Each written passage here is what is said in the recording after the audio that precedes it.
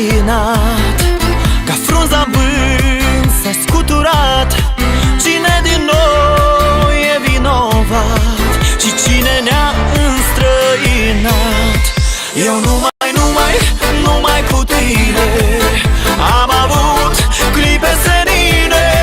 Te rog să vii de tot, eu fără tine nu mai pot.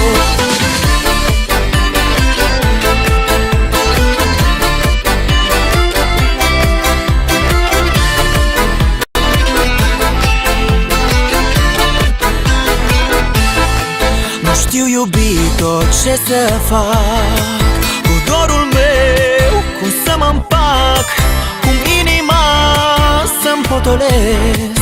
Eu tot mai tare te iubesc. Eu numai cu tine am avut clipe senine. Te rog să vii de tot, eu fără tine nu mai pot.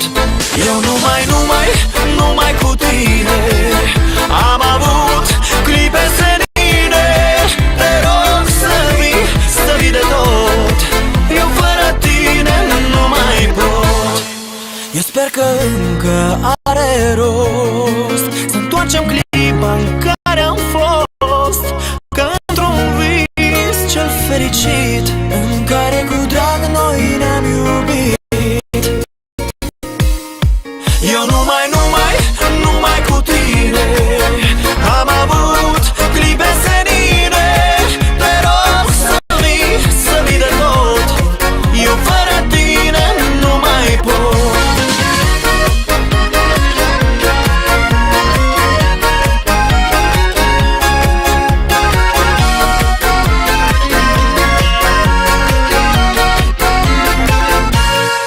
Eu numai cu tine am avut clipe senine.